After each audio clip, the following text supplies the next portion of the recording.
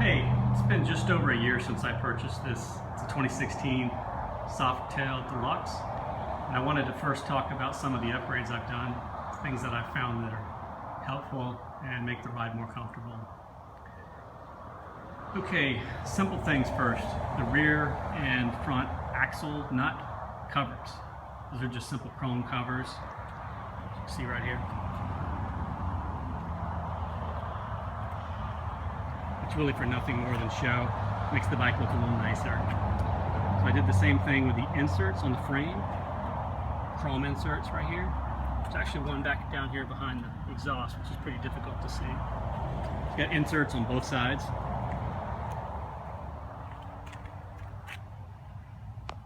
Those are really cheap and really easy to do for somebody who's mechanically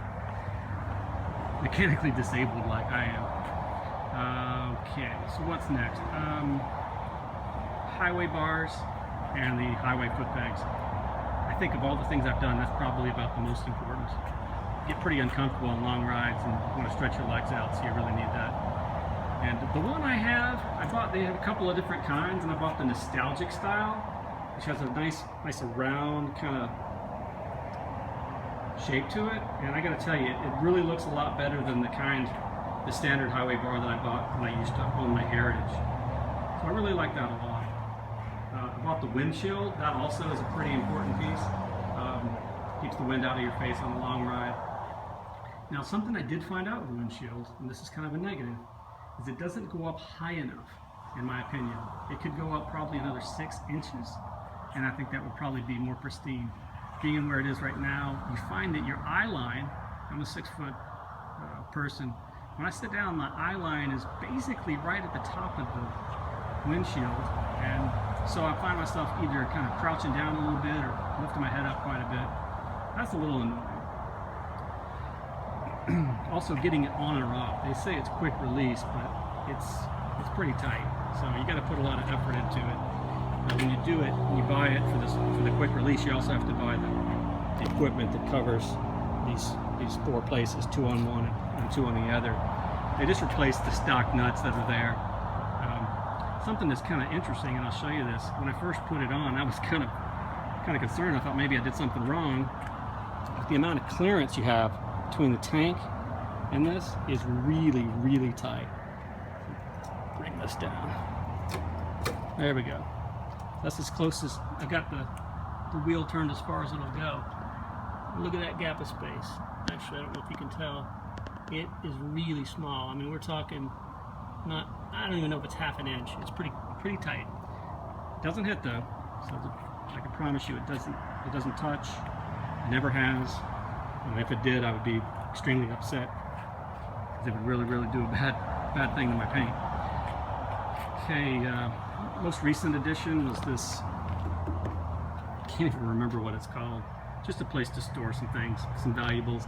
It only holds 2.5 pounds, and honestly, that's plenty. I keep my garage door opener in there, and keep my iPhone, wallet, keys, things like that. It doesn't hold a lot of space. I'll go ahead and open it up actually, so you can take a peek. Like right now, I've got my gloves and my garage door openers down here. Okay, most recent addition would be, before I talk about the exhaust, the most recent addition is going to be the new air cleaner and the flat air cleaner cover. I wanted to replace the stock, which looked really kind of out of place on a bike like this. It looked like you have this very modern looking stock air cleaner cover. So I went with the flat chrome horn cover. Again, trying to go for that nostalgic style. I did the same thing on this side with a chrome flat air cleaner cover. And then I put Vance and Hines big shot staggered pipes. Sound really, really sharp compared to the stock exhaust. And you've probably heard plenty of exhaust, so there's really no point in playing that for you. Here's an interesting piece that I found out. When I wanted to put this on, this actually does not fit on the stock air cleaner. The air cleaner cover, the aftermarket air cleaner cover, doesn't fit the stock air cleaner because of the shape.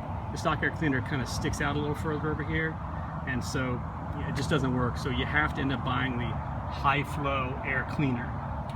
that was okay. I really didn't want to at the time because I was going to have to spend more money than I wanted to so that I could put a $40 part on on top of the stock air cleaner, but it's okay. Just something to be aware of if you decide you want to do that. And also me, I'm not mechanically inclined.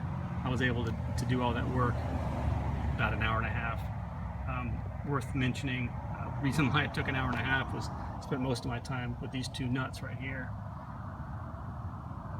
You'd think it's not a big deal, but trying to get a wrench in there and pull those nuts out and replace them is not as easy as you'd think. Instructions tell you to take off the tank, and I didn't do it because I'd probably messed something up. Okay, the Vance and Hines pipes. Like I said, those are they call the Big Shot Staggered. They sound really, really good. But most interesting is the FP3, Fuel Pack 3 by Vance and Hines. What that allows you to do is to constantly flash, if you choose, flash and update the firmware inside the ECM.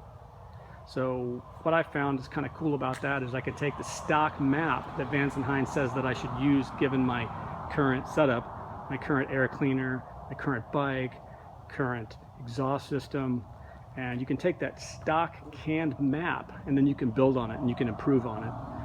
I'm not going to get into detail on that other than just to say you can do it. If you want to learn more about that, do some YouTube video searches on the Fuel Pack 3, what they call the FP3.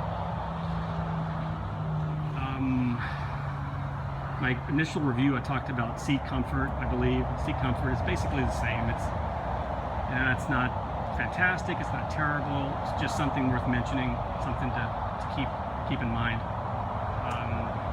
All the other features I've talked about. I don't really want to waste a lot of time talking about features I've already talked about in the past.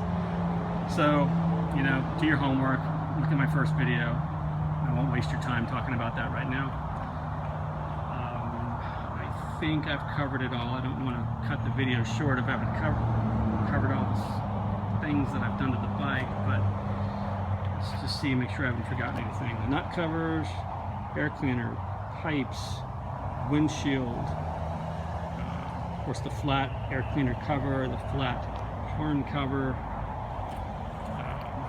the little windshield bag. I wish I could remember what that's called. I'll just call it the windshield bag. The inserts on the frame. That's pretty much it. I think I've talked about this before, but it's nice that you could get in here and stick the battery on the tender. It's very accessible, and I'll fix that later. Should be closed, but I'm being lazy right now.